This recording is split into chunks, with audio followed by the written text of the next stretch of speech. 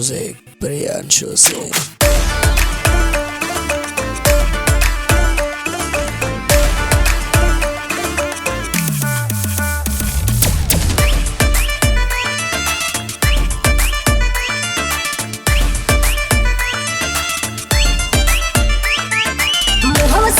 बजावेला सीटी गलिया में हमारा आके मजनू का भूत बचढ़ल कपारे राख देला पगला के मेहर बनावे के खूब देखेला खइबा झाड़ू का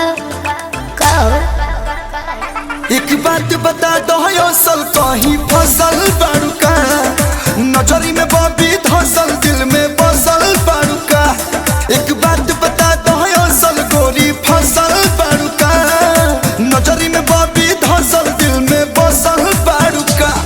अरे वाह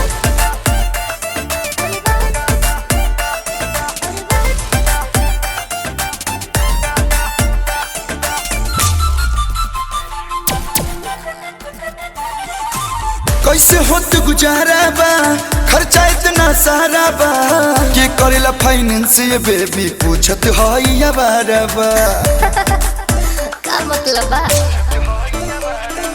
जान दे पर तुलल बड़ पीछे हमरा झूलल बड़ काम काज जवानी बाबू काहे अपन भूलल बड़ पागल लेखा भेस बनल बा पियल दारू का। एक बात बता दो असल कहीं फसल बारू का नजरी में बबी धसल दिल में बसल बारू का। एक बात बता दो असल गोरी फसल बारू का नजरी में बबी धसल दिल में बसल बारू का।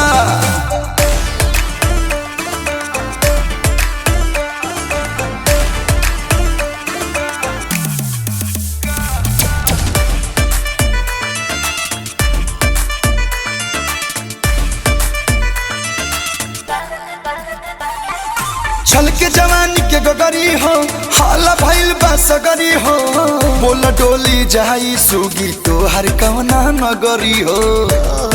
काहे चक्कर में बड़ा चक्करिया जेबो अभी मेरिया बाले बा मोहब्बत के कहाले बा प्रिंस अंसु कहलो प्यार मोहब्बत जाले बा फुसला के फसाइले बा बहल जुगाड़ो का